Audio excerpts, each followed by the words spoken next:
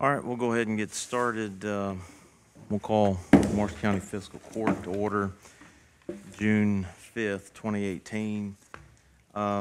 Before we start on the agenda, I'd like to recognize Allison Silvernail sitting beside me. She is shadowing me for the day, and we've had several kids that come where, I guess you're not a kid, young adults come into the county government and want to see it firsthand as far as how the business is done. So I think it's good for them to be involved, sit up here at the table so that they can see how their county business is being conducted.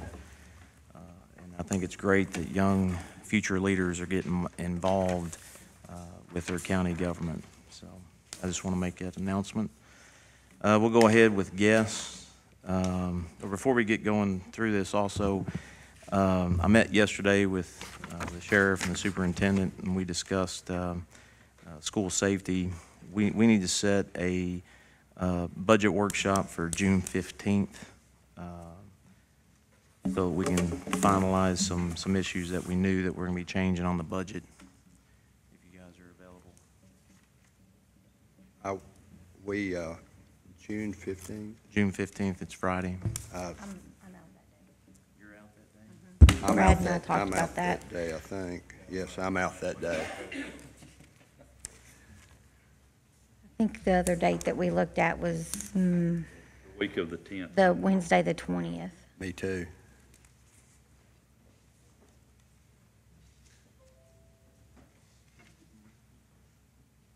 Any other day? I'm pretty good about any time. Should be.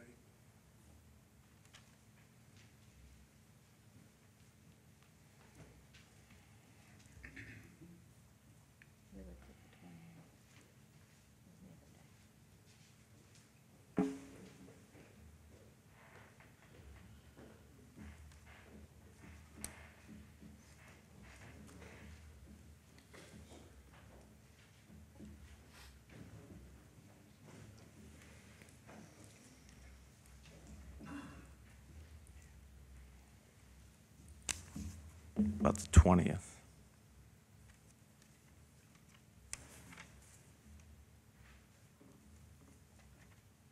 June 20th, fine with me.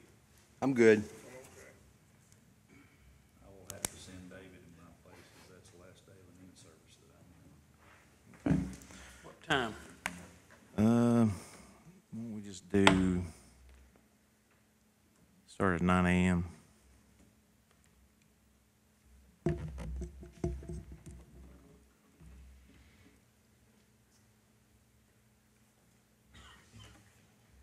Wednesday, June 20th at 9 a.m. All right. Under guests, Randy Newcomb, Tourism, Kentucky Lake Convention and Visitors Bureau. Good morning, sir. Good morning.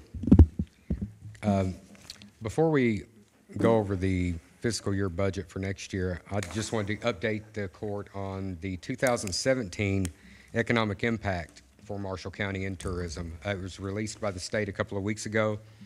In 2017, tourism in Marshall County generated $157.8 million. That is up 4.7% over 2016. On average, visitors to Marshall County spent $274,000 per day. It also resulted in $2.1 million in local taxes, $34.8 million in workers' income, and supported over 2,700 jobs. To give you an idea of the taxes that it brought in to Marshall County, if it weren't for these taxes that the visitors give to us, each household in Marshall County would have to spend an additional $1,311 per year on taxes to make up that deficit. So our tourism continues to grow. Of course, from 15 to 16, we had a 12.5% increase. We only increased 4.7, but it's still a growth, and we're still at the state average of growth. And we are still ranked 13th out of 120 counties in tourism. So we're doing very well in tourism for Marshall County, and hopefully If the weather cooperates, unlike it did this winter and spring, we will continue that growth. But I wanted to give you that update on the tourism figures for 17. You have the fiscal year budget 19 for the Kentucky Lake Convention and Visitors Bureau. As far as income goes, we have budgeted $461,000. That's a combination of the room tax, travel guide ads, or the rack service that we own. We actually have 34 locations throughout western Kentucky where people put their brochures in our racks, and so they pay $600 a year for their brochure, and it's going to bring about $24,000 extra income to us next year. And $45,500 from matching funds through the state. And that comes from the 1% transient room tax that the state collects. All total, about $461,000. For expenses, under administration, we have about $71,236 budgeted. And that includes our building, our audit and legal, insurance, office supplies, and meetings. Under advertising, we have about $72,000. This year with advertising, we need a completely new website and new photography to help with our advertising. So we've hired a company out of Paducah called Branding House, or Innovations Branding House. And as of August 1st, we will have a completely redesigned website for Marshall County and Kentucky Lake. And a whole new set of stock photography to help us with our advertising. What's that date, Randy? August 1st, we should have the website up and running.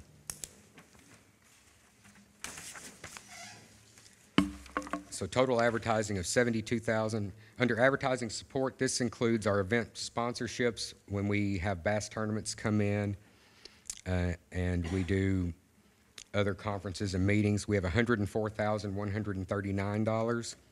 And under payroll and taxes, it's $191,125 for a total expense of $461. We like to keep payroll and benefits. They recommend for a service industry like ourselves, where we don't manufacture anything, to keep it under about 38%, and our payroll and benefits are at 34.6%, and that's with the addition of another employee. So we're keeping our payroll and our benefits at the level they need to be. So any questions about the budget? I will say it's down about $16,000 from last year's budget, and that is because last year we did have the regional Western Lakes and Waters region. They closed their main office there in Grand Rivers at exit 31, and all the excess money they split among the 15 counties, and our take of that was $27,000. So we're not going to get that this year. We got it last year, but our budget did go down this year.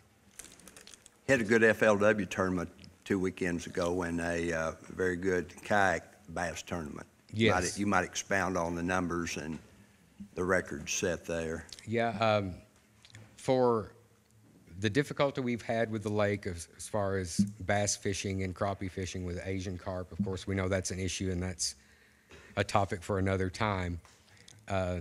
We were glad to see that the FLW Tour, they had the winner caught the largest amount, 4-day total, in the history of FLW Tour on Kentucky Lake at 101 pounds, 9 ounces. He caught every one of his fish north of Jonathan Creek.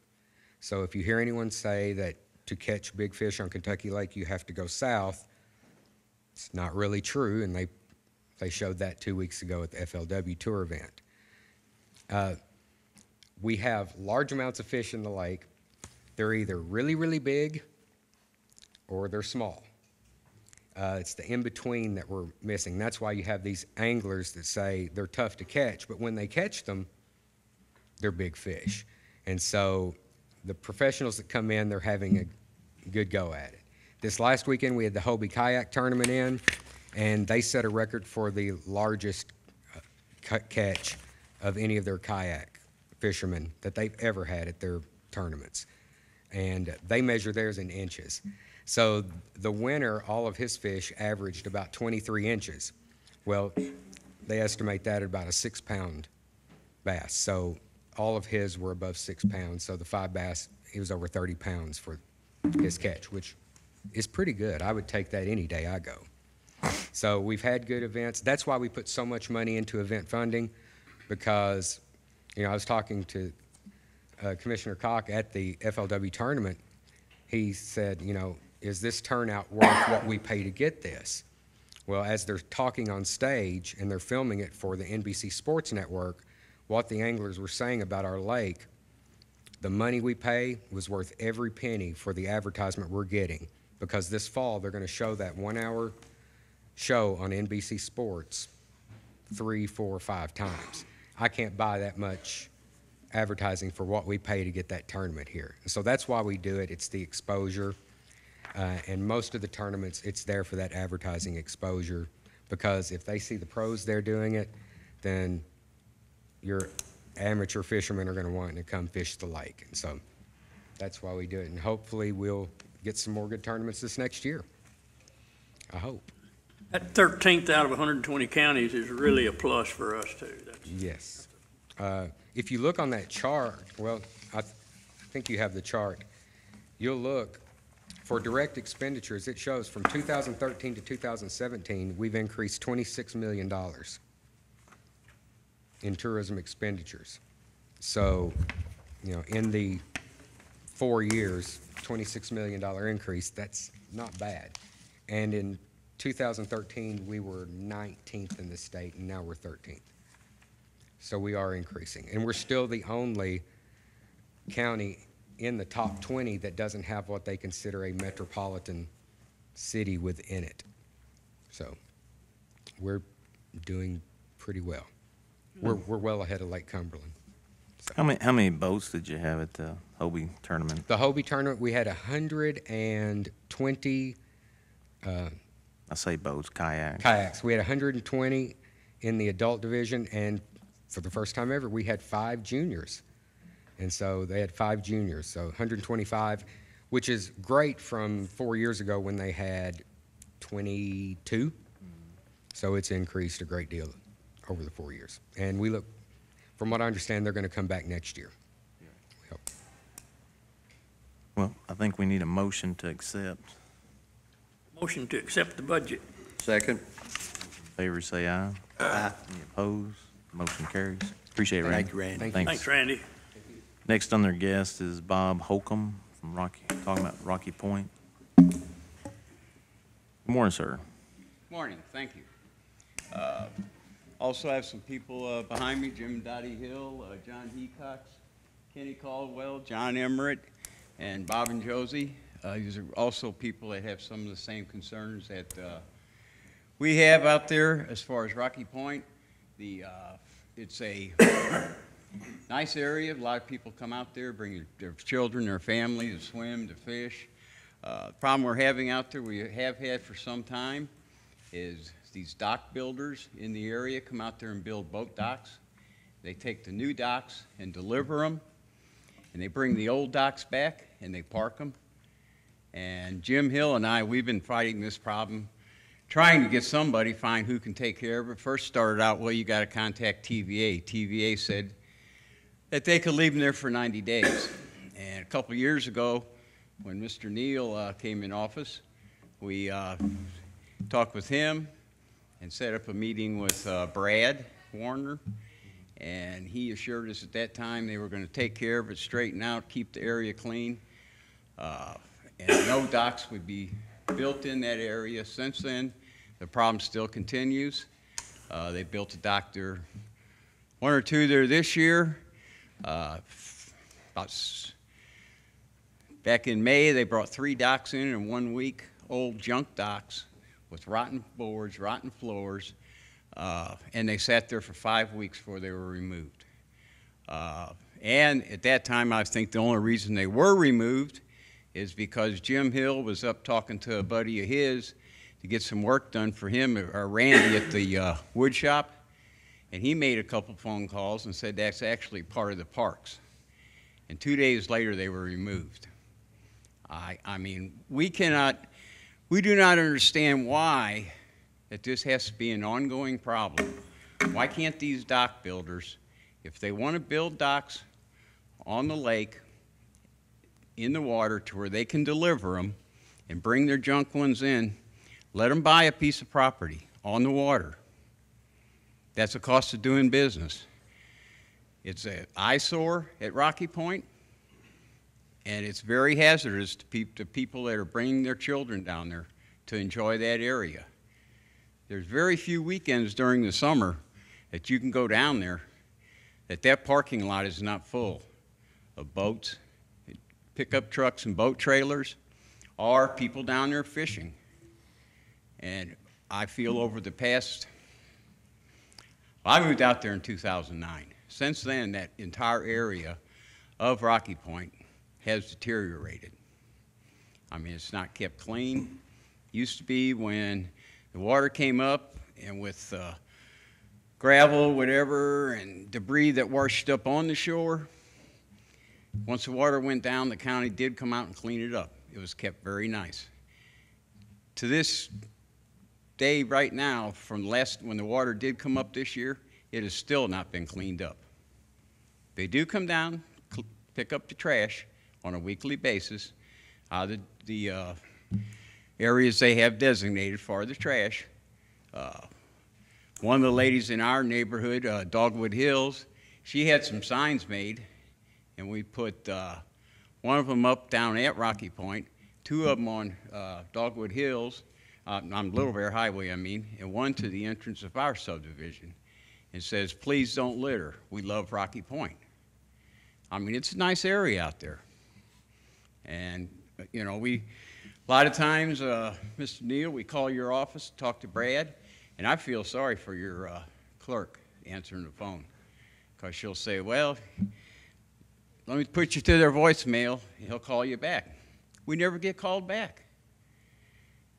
I mean, if it's not your area of responsibility, have her to let us know, or have her call us back and let us know who to contact. Because we like that area out there. We're concerned about it. We want to keep it nice. Bob, I just want to make sure I'm clear.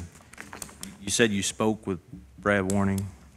Jim Hill and I started talking to Brad Warning, I believe it was about 2 years ago, and we had a meeting with him and talked to him about the Rocky Point area, plus we talked about striping Little Bear Highway, and shortly after that he got to us and let us know that they would stripe Little Bear Highway when there was someone out in that area that could do it, when they were striping something close around there, which it hasn't been striped yet, and it's another topic I want to bring up.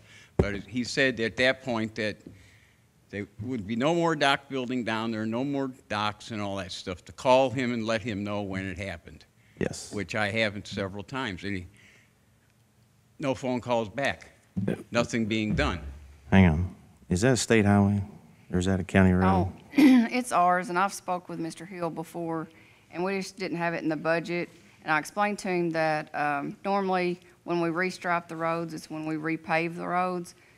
And but I did make a phone call yesterday to the striping company to put a center line down the road, and they're supposed to do that by the end of this week, because I was back down there and the center line has faded tremendously, and that's all I had in the budget to do was the center line for Okay. this year. And I was waiting till the end of our budget to make sure that I was going to have the money in there to do that. So that is going to be done by the end of this week, but it'll be a center line only. Yeah, and I know I personally went out, and I know Brad's been communicating, and I know this issue is frustrating because, you know, the businesses that you talk about, in some cases, my concern is the day use park, they're blocking the entrance on the ramp. Oh, yeah. My question is, you know, can a business be doing business in the day use park? So it is an ongoing issue because we're dealing with TVA. Debris that gets brought up either when the water levels rise or they go down, or the companies bring their the old docks that they're repairing or replacing up to the banks and they leave them there. But I know, I think it was in 2016, we went out and we actually had the road department remove an old dock that was put up on the bank. So, I mean, it's not that your concerns are not being discussed or action being taken. It's that this is a very unique situation because we got TVA involved, and let's face it, TVA's not concerned with tourism. They're not concerned with what the bank looks like. TVA is about making electricity. If you've got a way to get TVA to change their mind in that, let me know what it is, because for years we've been trying to get that expressed to them that there is a need for our banks to be clean of debris, and tourism is important, as Randy just reported this morning, the amount of money that comes into this community. How do we go about fixing the problem that you guys have? And that is the businesses that come in. We've contacted the businesses. I know myself, I met with Brad and we discussed, can a business do business like they're doing on the banks, building their product, and then taking it out, replacing the old dock, and then bringing the old dock back and leaving it on the bank. And TVA says they have 90 days. Enforcement-wise, our hands, there's no criminal intent, so I can't send the sheriff's department down there. We, as a county government, we have a department which falls under the Parks Department to clean and maintain the day-use parks. But as far as an enforcement, to go down and tell businesses that they can or can't do this, we have to find that legal way to do it. And I don't know. I'm all for suggestions for the fiscal court as far as things that we can do. Has anybody talked to the inspector, the law enforcement branch at the powerhouse? That's the only law enforcement there is, because they disbanded that several years ago. Mm-hmm. They're trying to bring it back, but they've got one inspector assigned there. And I didn't know if anybody's tried contacting him. I'd be glad to do that, because I have a contact with that, if that would help. Anything that would help, it's just. I don't know that it would do any The good, responses, but at least. the responses we get from TVA is that it's not a priority. Yeah, Now, well, if there's somebody else in TVA that. Well, I didn't know if that approach is, have we tried that approach yet? I'd be more than glad to contact him and see what, if there's leaving debris like that, if there's fines involved and stuff like that, that's going to be on, that part of it. So I'll be more glad to contact him. Thank you. We reached out to this last complaint you had. We reached out to the business owner and told them that they needed to remove the old dock that they had brought up. And it took a while to get them to remove it, but they removed it. I think it took a couple of weeks to get them to remove it. Yeah, I believe when I talked to your office help, office lady, she told me they'd do it, but I think it was still 2 weeks before they did. It seems like, from what I see around the lake, that this is the only area that this is being done and being neglected so severely. What do you mean?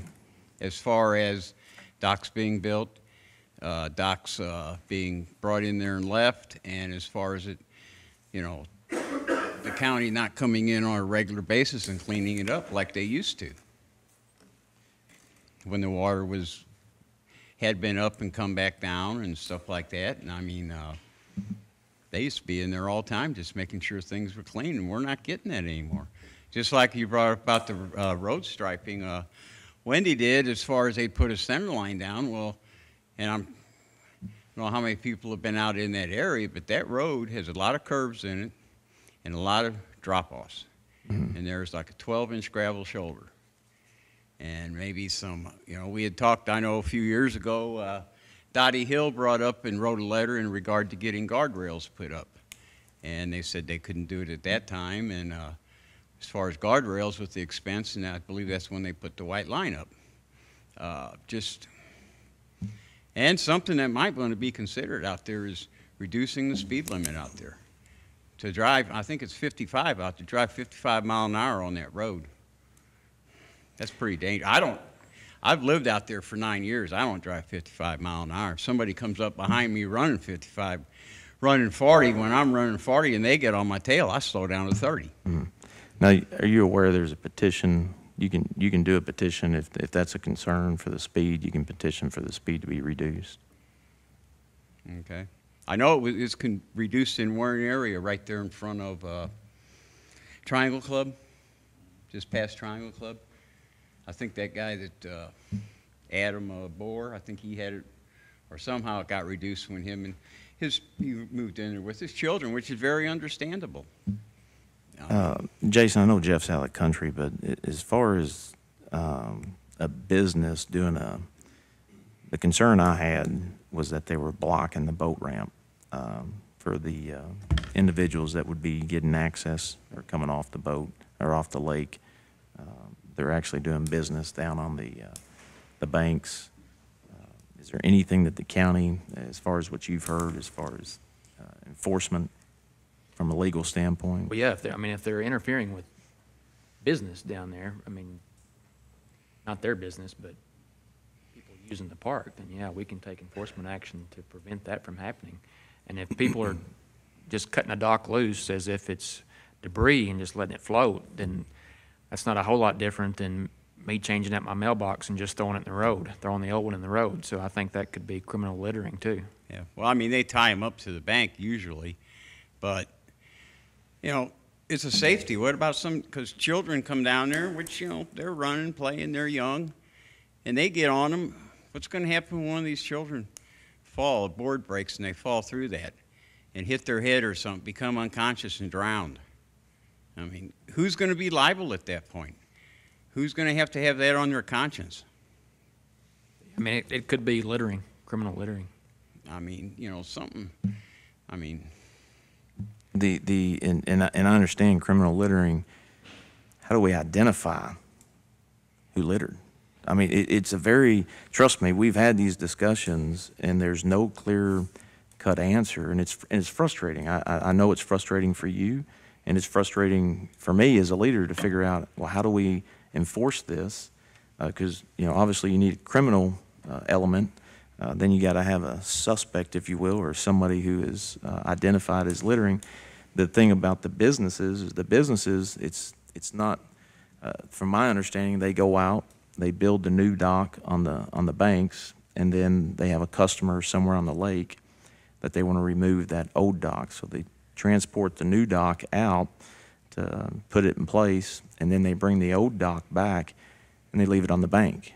Our concern, we communicated with the businesses that we could identify that did that, and we told them, you know, we're getting complaints. You've got to get that off of the shore bank, but then you get in the TVA, it says they got 90 days, and so it's where do we come in? If it's criminal littering, then that's something that, you know, we can send the sheriff's department out if we know who's doing it, and cite them for criminal littering. But then, you know, as far as removal, it's almost like we call it the red tag. You put a tag on it after so many days, then we can send the road department down to remove it. But then what we're going to get into is, you know, the county's going down and removing this business's waste product, if you will. You know, so if we're going to be serious about this, we've got to find a way to make it effective, but it doesn't create you know, a problem for the county. We can, I'm sure we could enact an ordinance that regulates the business aspect of it. Mm-hmm. I'm feel fairly certain we'd have to get TVA to bless it before we could actually have some real teeth to it. So we'd probably have to run it by them to see if they were okay with it under our lease agreement that we have with TVA. Jason, And if you're fine with that, I mean, we can do that. We can put something together, present it to TVA, and see if TVA is willing to go along with that. Bob, have you got a copy? I know until the 9-day parks we have, that being one of them in Marshall County, I have had several comments from constituents of mine, not anybody in this group, but in that doc was one of them.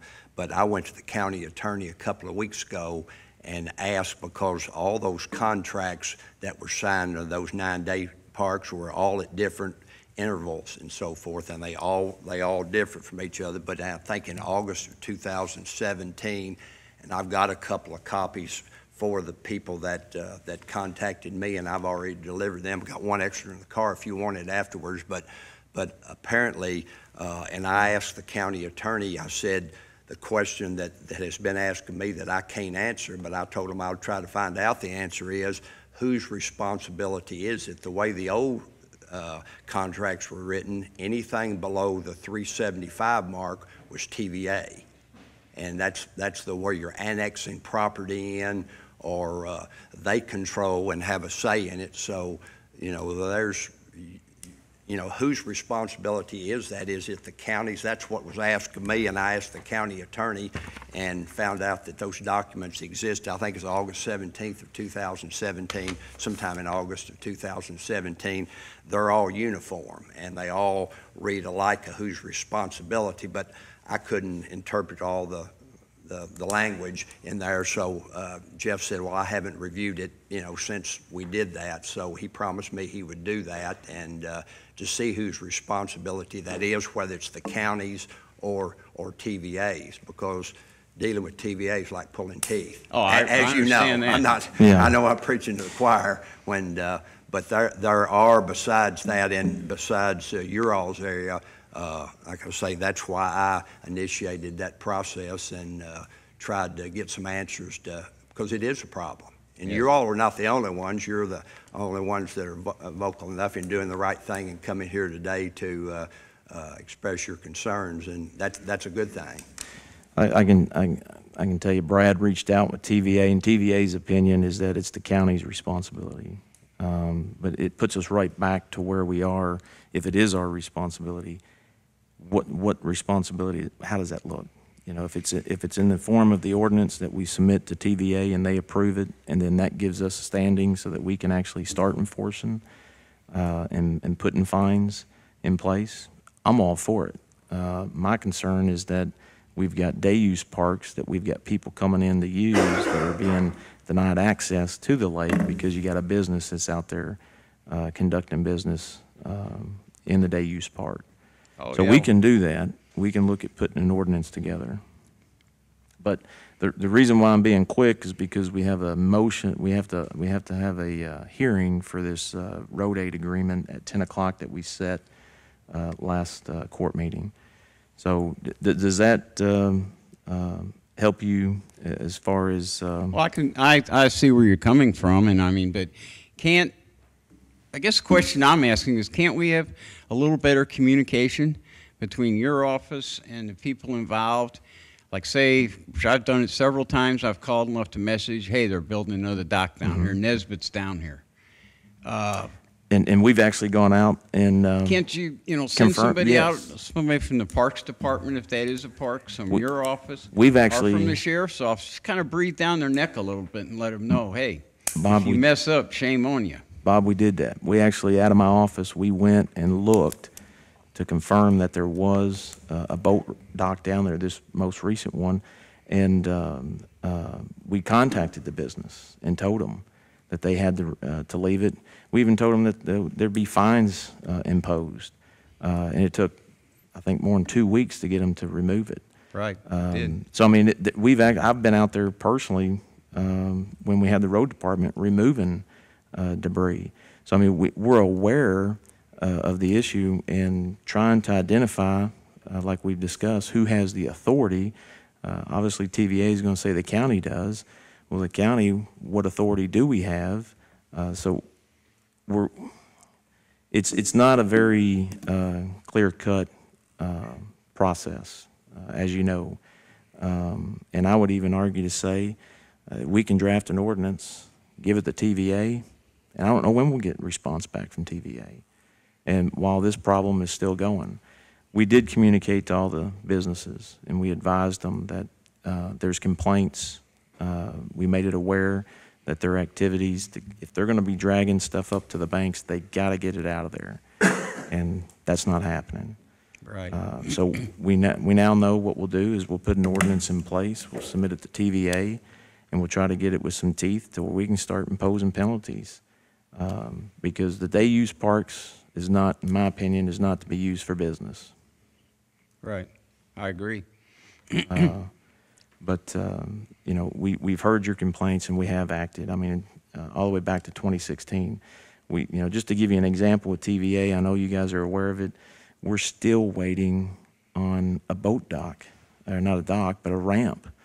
We submitted documentation over 1.5 years ago, and we're still waiting on TVA. So it is frustrating, but, I mean, it's a process that we're trying to figure out. And I appreciate you guys showing up today. We'll get an ordinance drafted and see if we can't get TVA to expedite approval on it.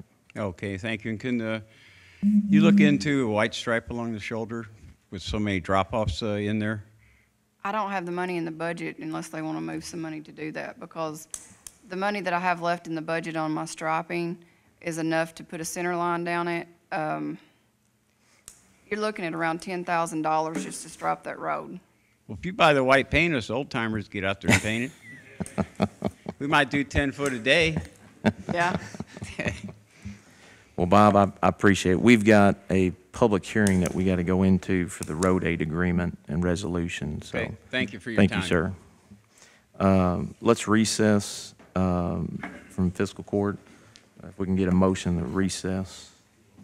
Go into recess, Judge. Second. All those in favor say aye. Any opposed? Motion carries. We'll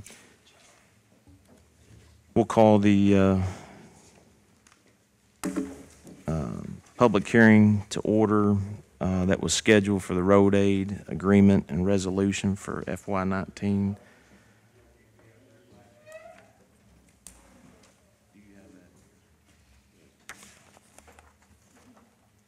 Is there anybody here for the public hearing?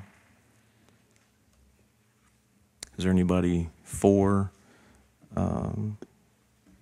the public hearing for the road aid agreement? Is there anybody here for the hearing for the road aid agreement? Is there anybody here against the road aid agreement and resolution? Is there anybody here against? And the third time, is there anybody here against the road aid agreement and resolution for FY19? Hearing none, we can come out of public hearing. Is there a motion to So moved. adjourn? Is there a second? Second. All those in favor say aye. Aye. Any opposed? Motion carries. Come out of recess. We'll call fiscal court back to order.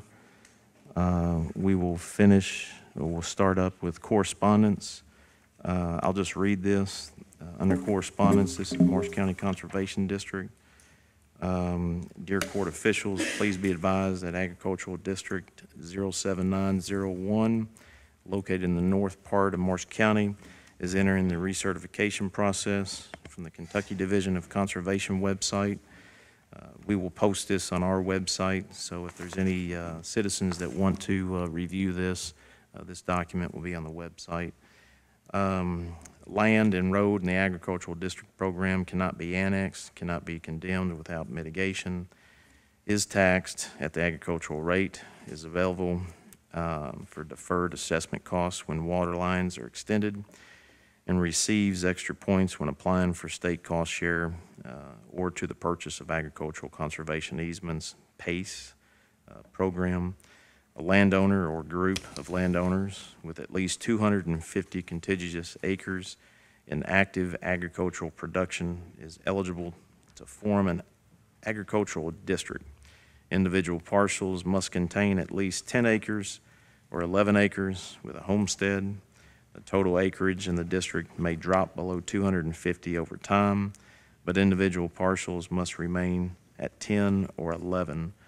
Participation is strictly voluntary, and a landowner may withdraw land at any time without penalty or without jeopardizing the status of the existing agricultural district. If the court has comments, please submit them in writing either to the mailing address above or by emailing mccd@bellsouth.net. Thank you sincerely, Vicki Boatwright. We'll post this on our webpage, but that is just to inform the court and the citizens what's going on.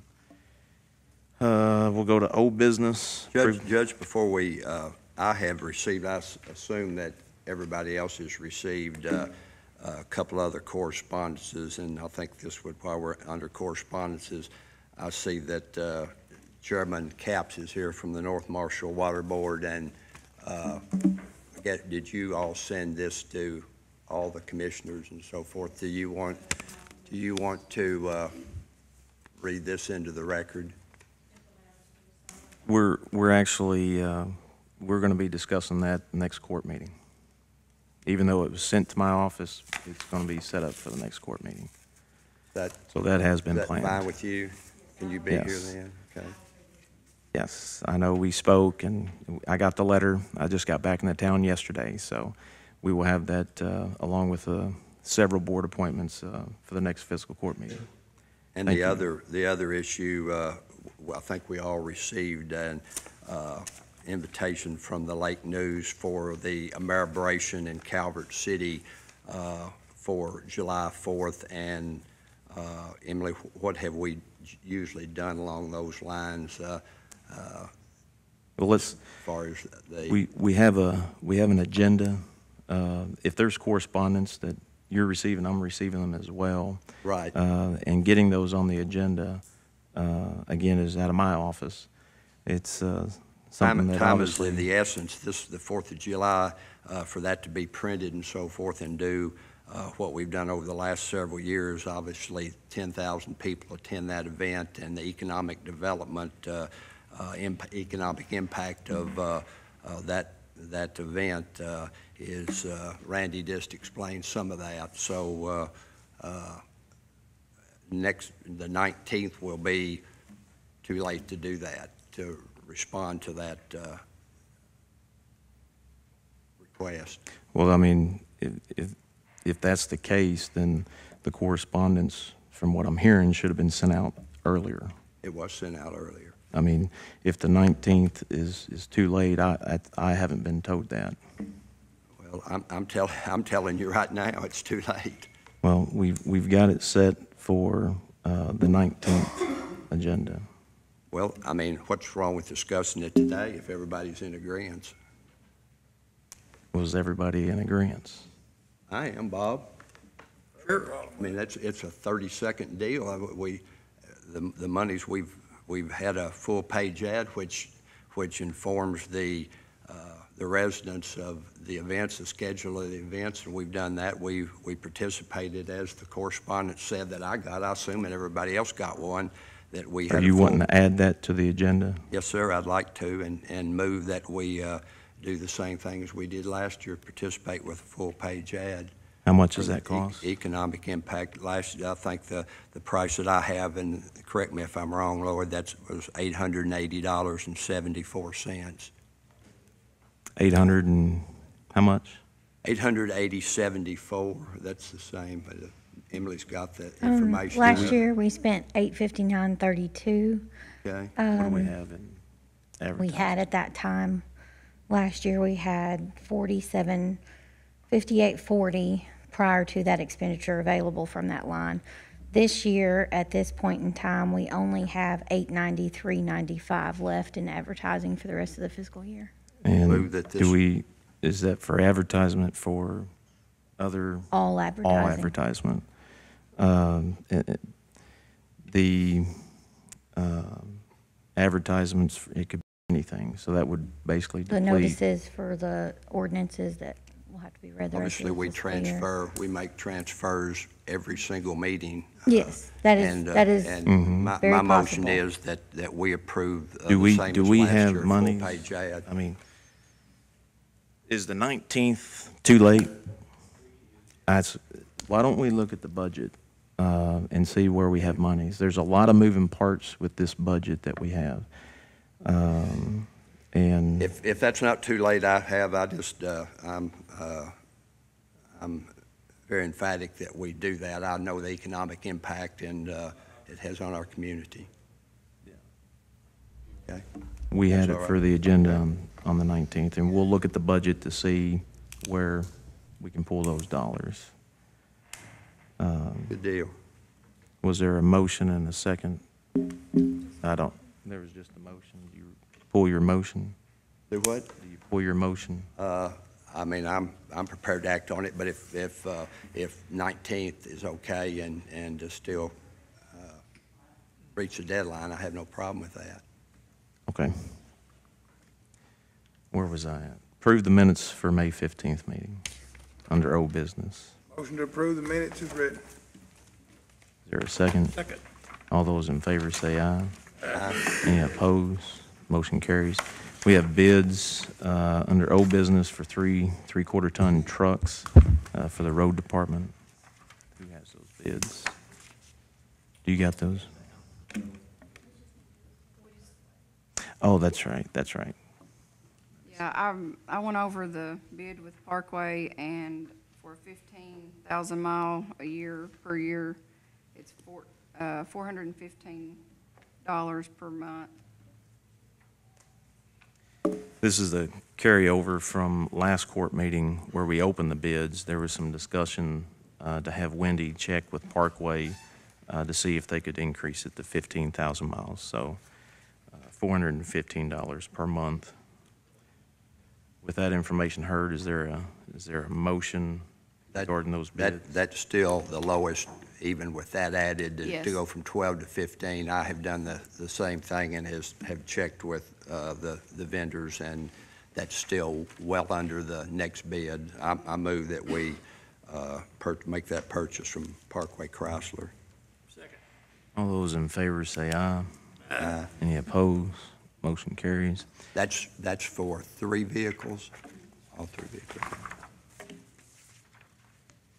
And then we did the same with the culverts, and I think you got some information you want to share? Yes, I didn't know very much about the other company that had bid against Hagan and Stone. It was Meadow Culverts Incorporated, and the bids, as y'all know, were split between the two.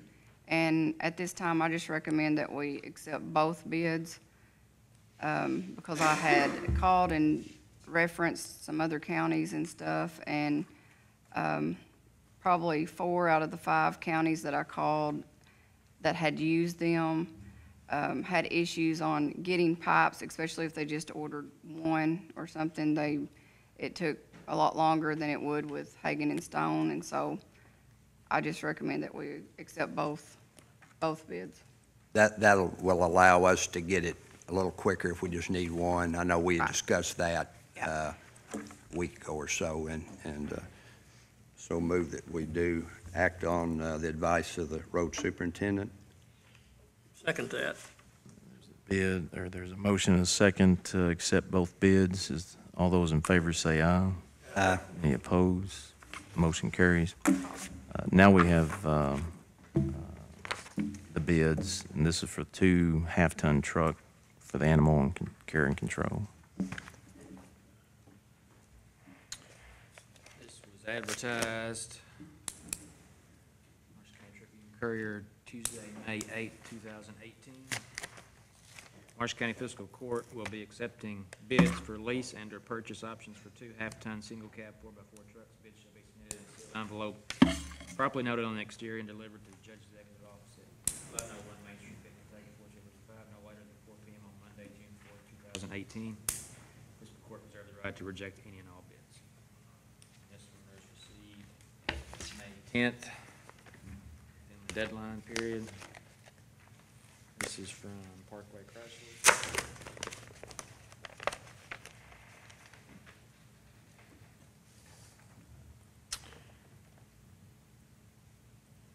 This bid features a Ram 1500 regular cab 4x4 that will be sold at $20,894, which includes a 4-year maintenance agreement.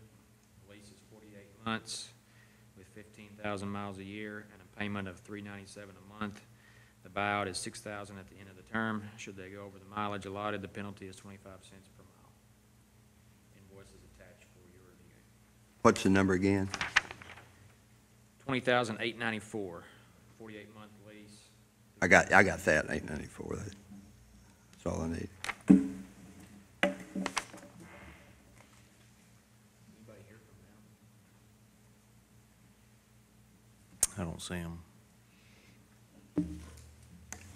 Another bid is from Leon Riley Ford, May 9th, 2018, received.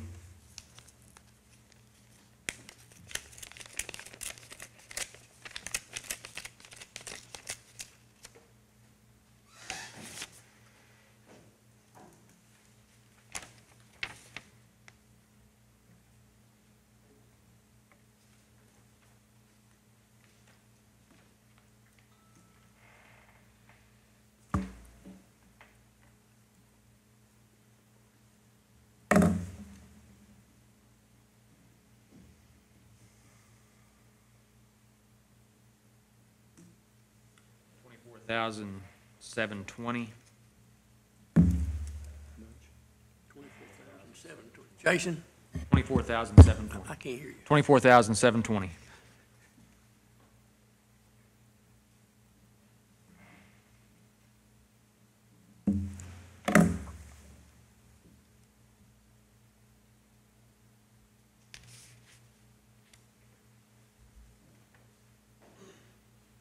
Here they are if you want to look at them.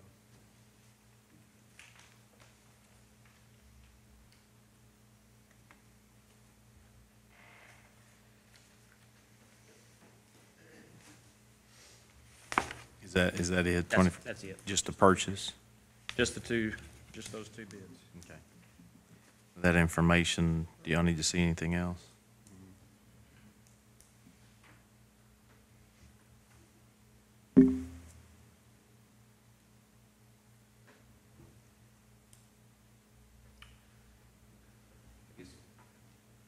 Wendy knows more about this than I do, so I guess we could look at the two bids along with the specs and make sure that they meet the specs. Okay. While they're doing that,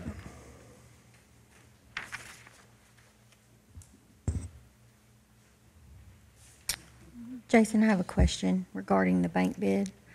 I emailed that directly to all the local institutions. Is there a requirement to advertise that bid notice? No. Okay. So emailing directly is acceptable for us to go ahead? Okay, Those don't have to be bid, so. okay. Professional service. Okay. do you have those? Yes. While they're looking at that, we'll go ahead and go with the financial institution quotes. The description's fairly long, so I'll abbreviate it. We had an invitation to quote. It was released May 1st, 2018. Closing time of quotes is June 5th, 2018 at 9:30 a.m. Contact was to be with the County Judge Executive's office or my treasurer's office. The duration of the agreement is for July 1, 2018 to June 30th, 2022. Acceptable banks is for primary depository to commercial banks or savings and loan association that have an office in Marshall County, Kentucky. Emily, is that in our folder? Or on the agenda? Yes, Huh? the financial institution Okay. quotes. Okay, we're just skipping that, okay. We didn't discuss it last time because it was set to expire in June 30th of this month, so we had to. Okay, I It was got kind an of an agenda from automatic. yesterday. It wasn't on yesterday's agenda. Okay, I got you. Okay, yeah, I just got yesterday's afternoon's agenda. I didn't. We have two bids. We have one from CFSB, received June 4th, 2018 at 10:05 a.m.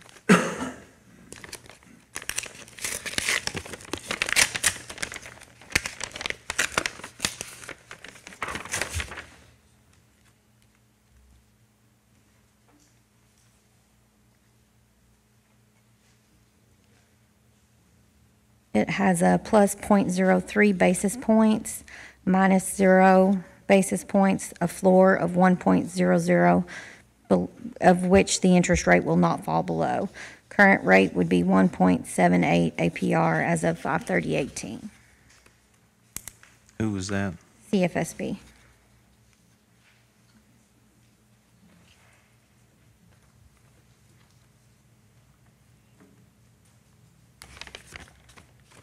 The other bid was received June 4th, 2018 at 10:06 a.m.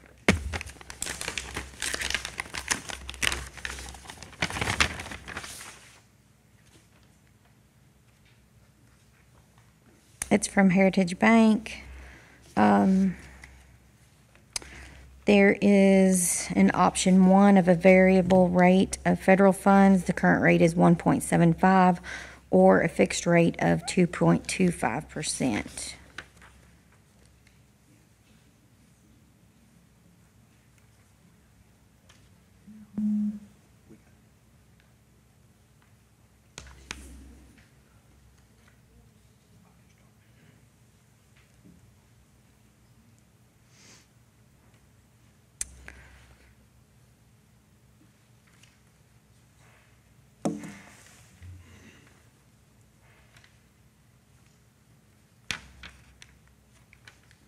Does Bruce, does Heritage have a format in which it was in the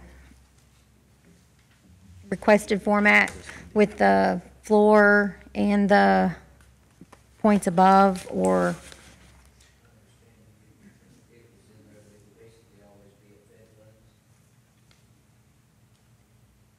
Do you need more time to look at those?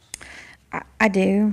We just table those till the next meeting and Yes. review it. I'm not sure there may even be a county attorney issue. May want to make sure that's all like we want it. Yes. We meet the 19th, so we'll just, that way you can review it. And Emily, can we get a copy of those too? Absolutely. Those two are the only If bids. you need it, Yes. then I move that we table that. Yes. till Next meeting. Second? all those in favor say aye. Aye. Opposed, motion carries. Under new business, we'll go ahead and we got the earthquake renewal. You should have that in your packet. What about a road agreement?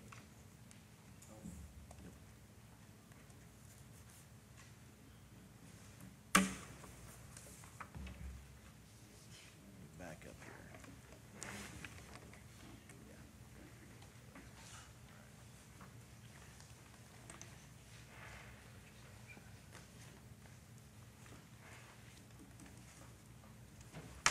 Read this. This is under old business, road aid agreement, resolution for FY19. County Road Aid Cooperative Program Agreement. This agreement entered into as the date of the signature below of the Secretary of the Transportation Cabinet is made by and between the Commonwealth of Kentucky Transportation Cabinet, Department of Rural and Municipal Aid, the Department, and the Fiscal Court of Morris County, Kentucky, the county. Whereas Kentucky Revised Statutes, KRS 177.320 subsection 2 provides that 18.3% of the revenue resulting from the imposition of motor fuel taxes on taxpayers pursuant to KRS 138.220 subsections 1 and 2, KRS 138.660 subsections 1 and 2, and KRS 234.320 shall be set aside for the construction, reconstruction, and maintenance of county roads and bridges provided by KRS 179.410 and 179.415 county road aid funds. And whereas the county has accepted an invitation from the department to allow it to participate in a cooperative program to aid the county in the construction, reconstruction, and maintenance of certain roads and bridges using its share of the county road aid funds appropriated to it by the department as provided below, the cooperative program. And now therefore, in consideration of the terms and conditions contained herein and for other good and valuable consideration, the receipt and sufficiency of which are hereby acknowledged, the department and the county agree as follows. Appointment of county road aid funds. The county's apportionment of county road aid funds shall be based on revenue estimates supplied by the Office of State Budget Director for the fiscal year beginning July 1, 2018. This amount is $1,297,628.94. The apportionment shall be distributed by the department to the county in accordance with the terms of this agreement.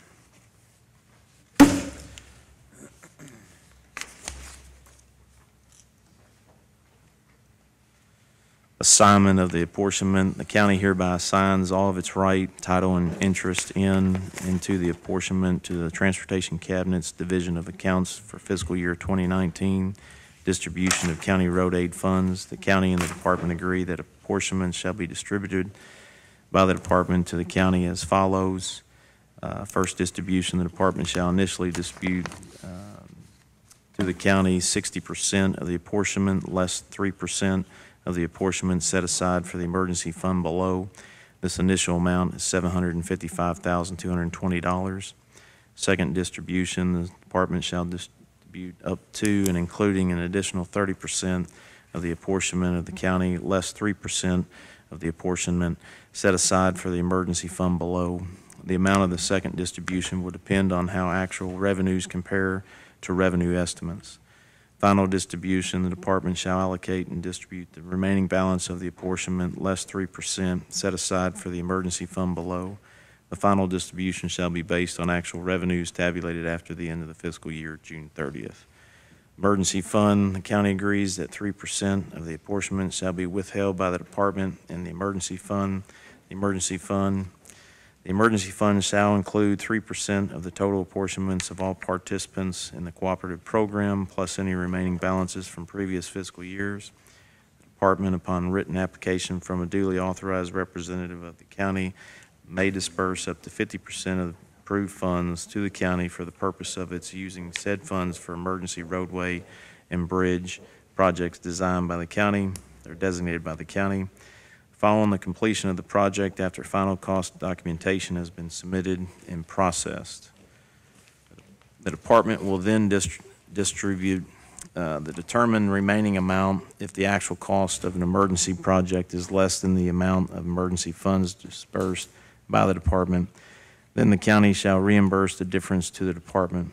Disbursement of funds. Upon execution of this agreement, the department will disperse the foregoing allocated funds directly to the county to pay for materials, labor, and equipment necessary for the county to accomplish construction, reconstruction, and maintenance on county roads is designated by the county.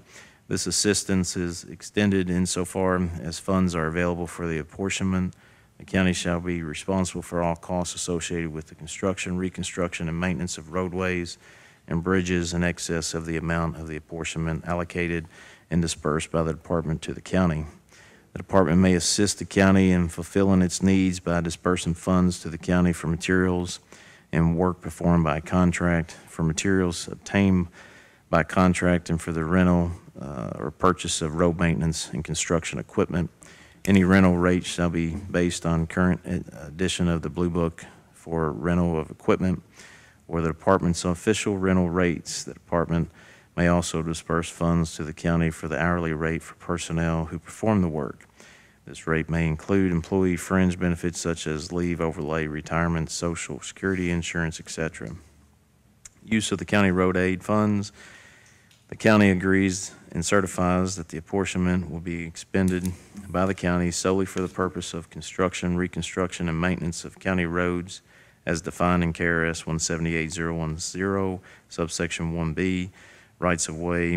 The county, if required under applicable law, will require any right-of-ways contemplated under this agreement and assumes responsibility for any claims for damages arising from such acquisitions.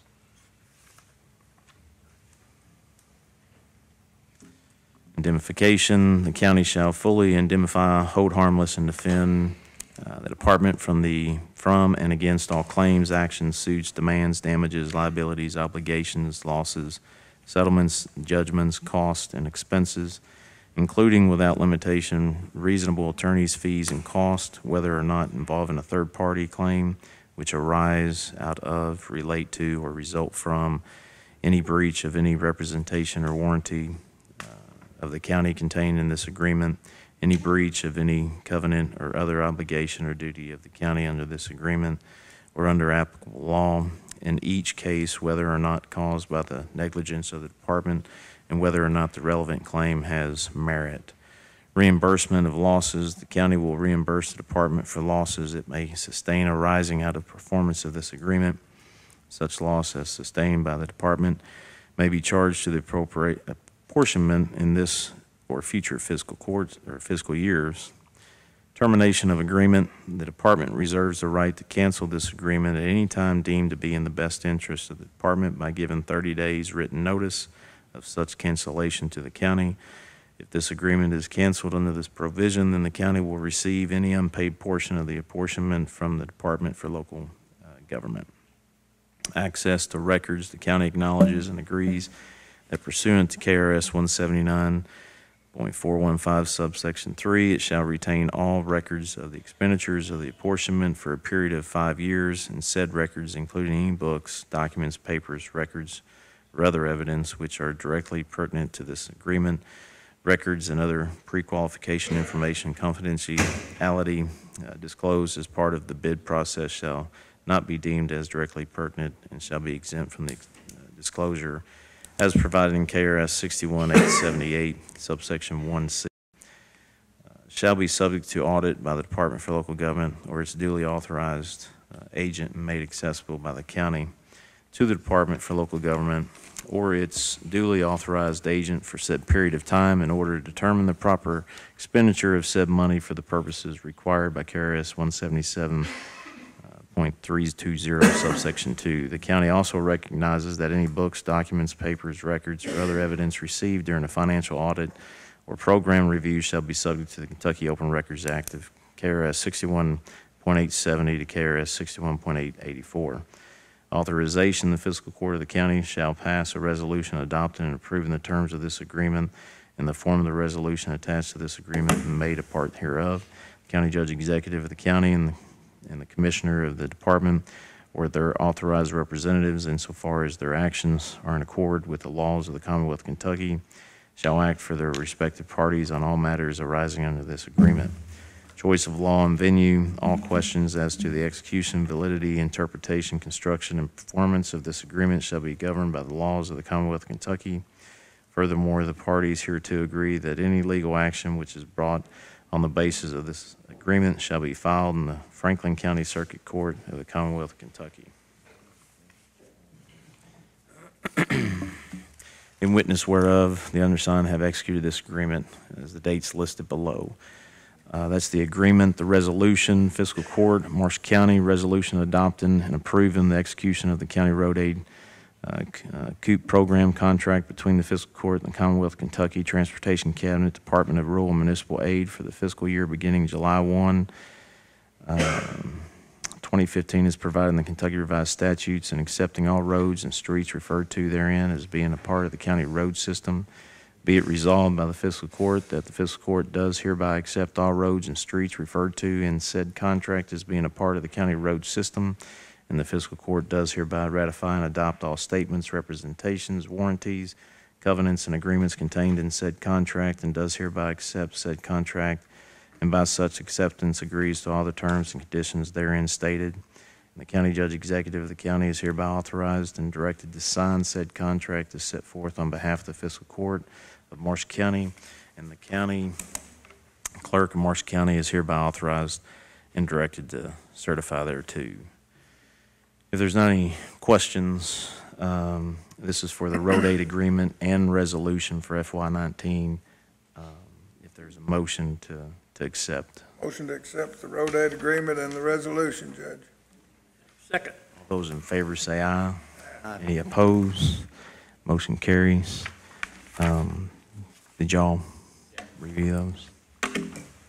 Either way, on the, either the purchase or the lease, Parkway had the lower bid. The only questions that Wendy and I had was on the specs, they had requested rubberized vinyl floor covering and a backup camera, and it was unclear from reading the bids whether either one of those had that included. So what you can do is either ask for clarification, or you could move to accept one of the bids subject to those being part of that package. I would want them, if they want a backup camera, I think that's probably a good thing to have, so I would. I mean, I would assume that it's part of one of the packages that are listed in here, but you know what you get for being assumed. I'd move we accept the bids, subject to clarification on the backup camera and the rubberized bed lining. Floor covering. Second. Floor covering. All those in favor say aye. Aye. Any opposed? Motion carries. So who was the low bid on that? Parkway. Now under new business, the earthquake renewal. You have that in your folder if there's any questions.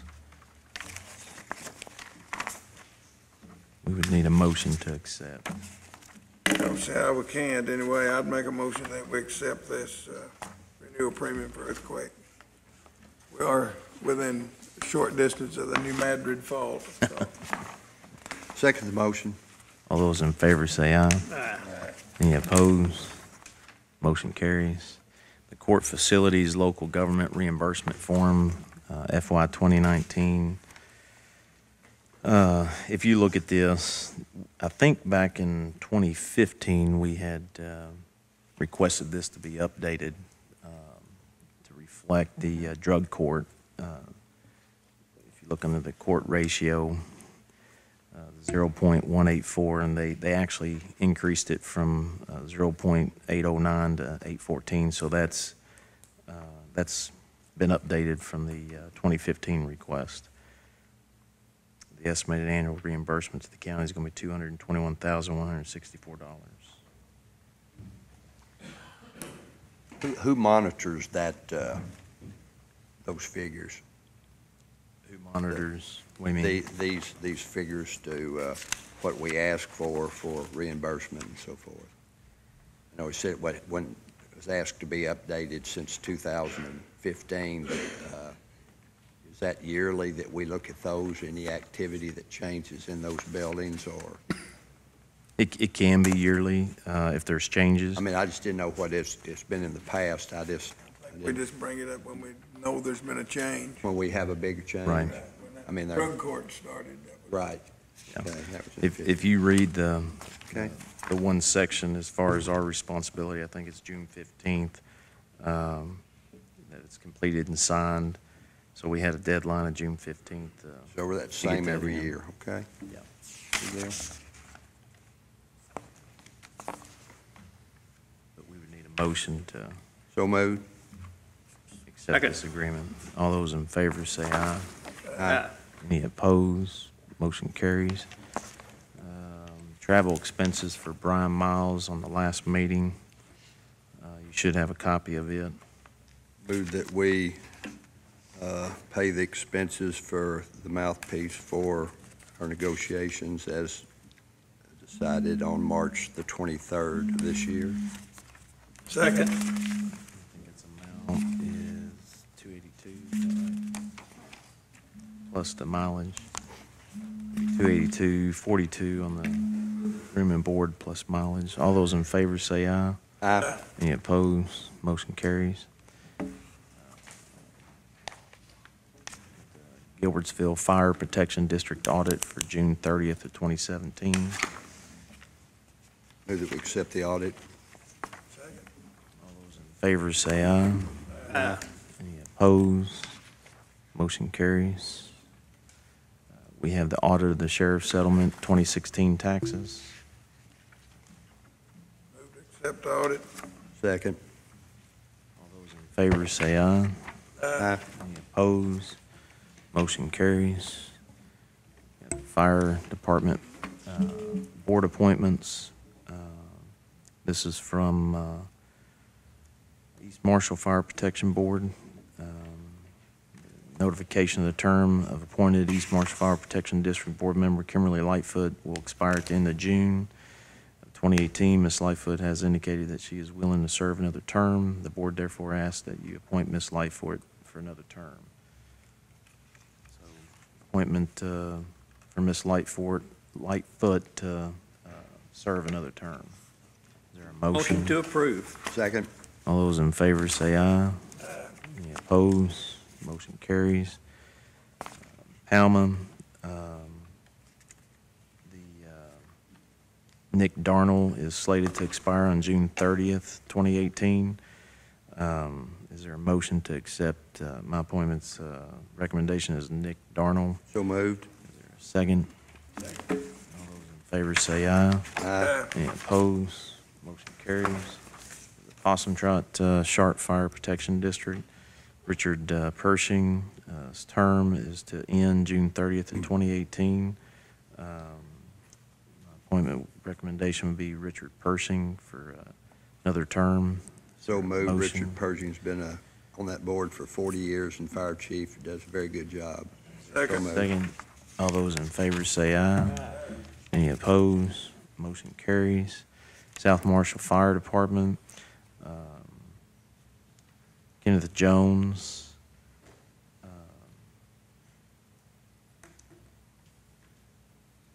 Kenneth Jones is to serve on the South Marshall Fire Department. Is there a motion for Kenneth moved. Jones? Second. All those in favor say aye.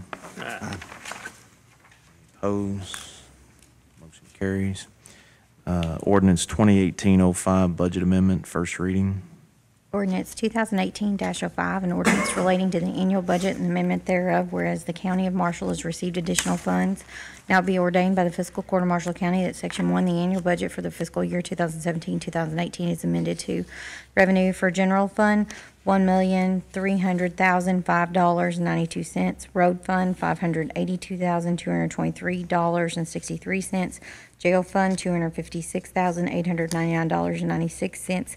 911 fund, $33,371.22.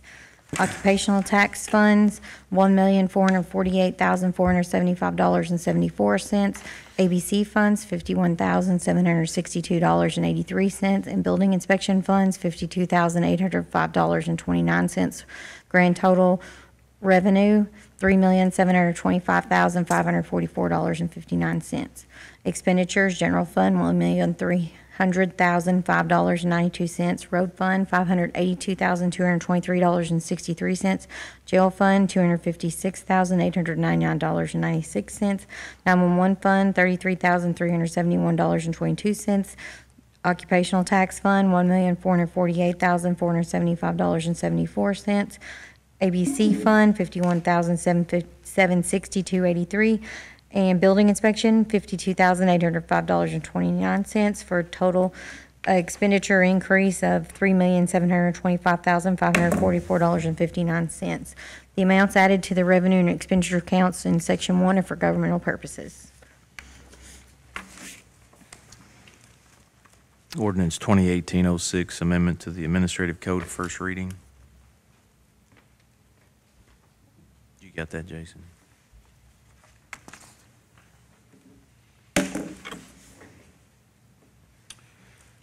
This is ordinance number 2018-06, amendment to ordinance number 2017-05. Ordinance relating to the administrative code and amendment thereof. Whereas the County of Marshall adopted an administrative code by Marshall County on June 20th, 2017, whereas it determined that certain provisions should be amended and or added to the code. Now therefore be it ordained by the Fiscal Court of Marshall County that the following amendments are made to the administrative code of Marshall County. Amended section 1.2, section 4 to remove in surveyor. Amended section 2.4 to remove parentheses, quotes 3. Amended section 3.5 to include with the approval of the county judge.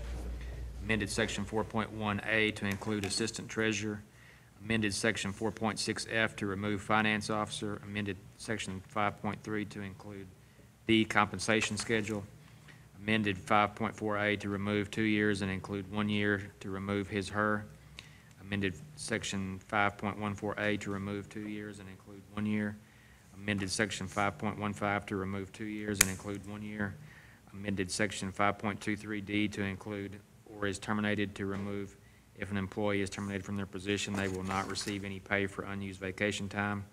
Amended section 5.24 to remove the semicolon and to include comma. Amended section 5.27 to remove county administrator to include deputy judge executive. Amended section 5.28B to remove county administrator to include deputy judge executive. Amended section 5.3B to remove salary to include pay. Amended section 5.32A to remove and exempt earning less than $913 per week, $47,476 per year. Amended section 5.32B to remove earning less than $913 per week, $47,476 per year employees. This election will renew January 1st of each year and remain in effect for the entire year.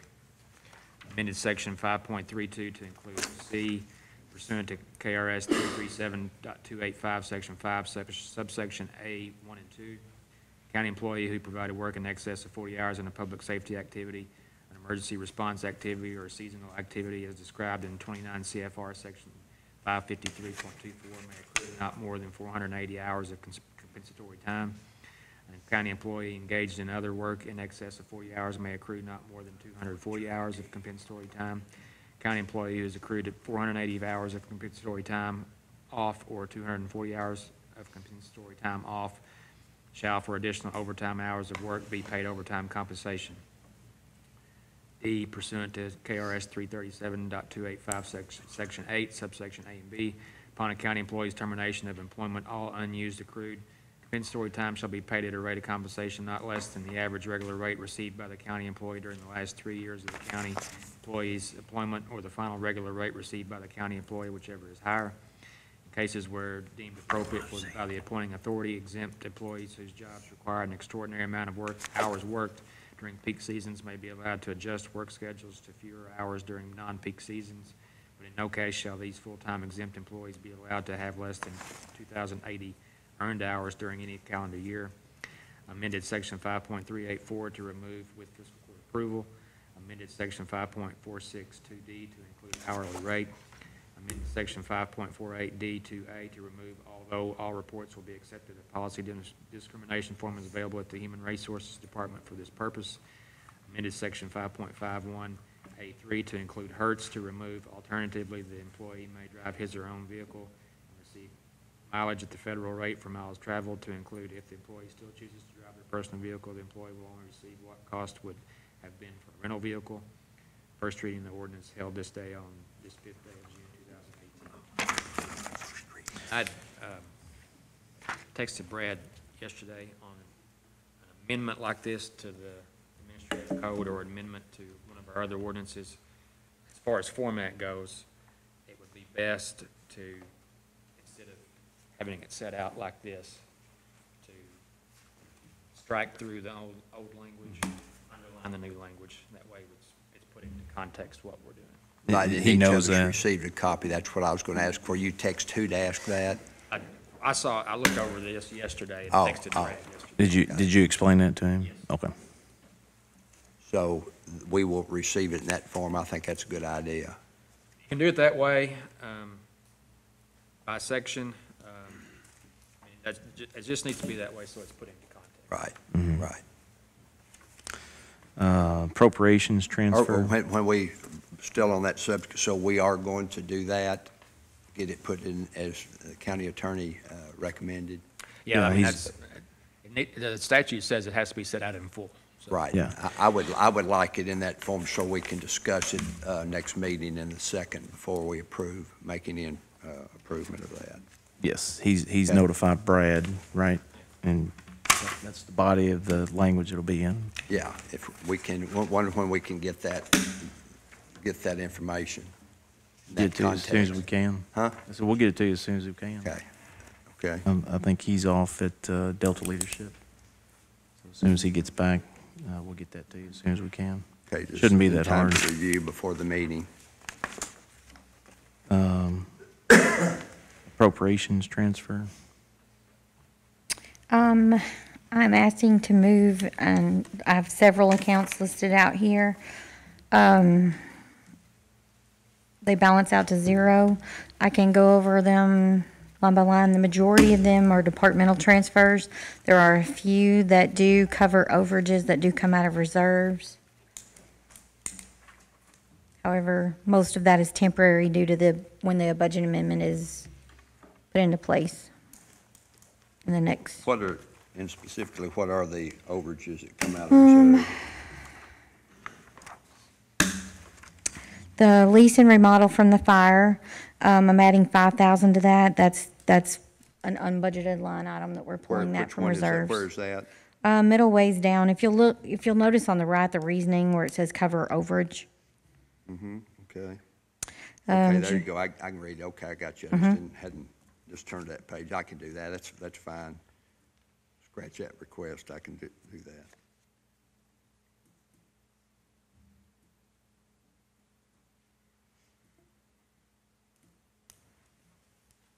Motion to approve the appropriation transfers. Second. All those in favor say aye. Any opposed? Motion carries. Approve payment of the bills. Motion to pay the bills, Judge.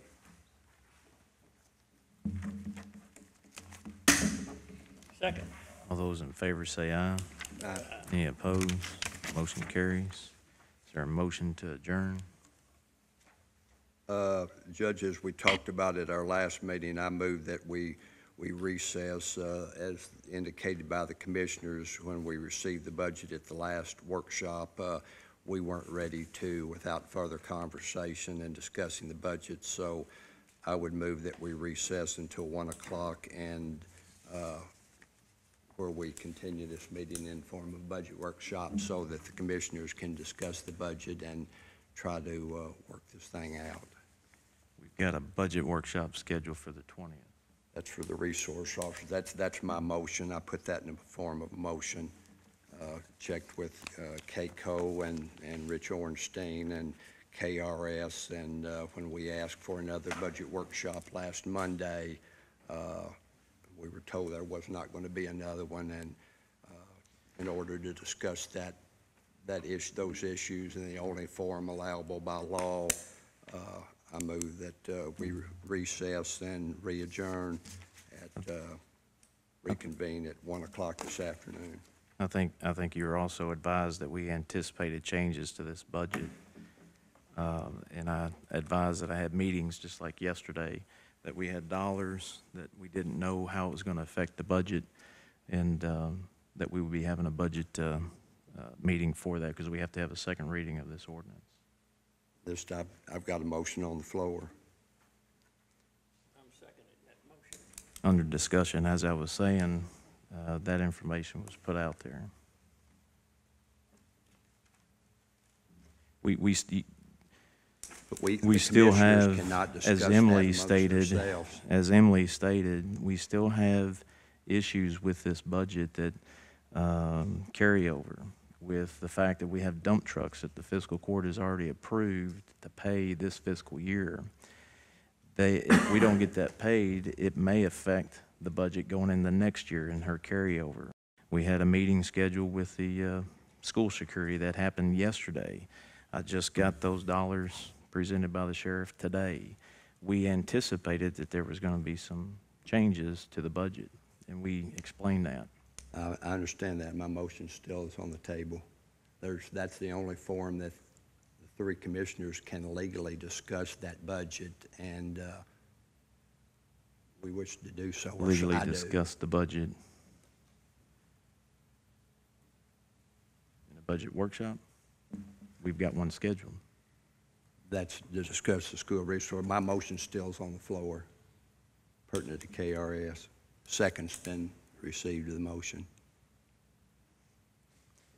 There's a first and second to recess till 1 o'clock to discuss the budget. All those in favor say aye. Aye. Any opposed? Motion carries. We'll recess till 1.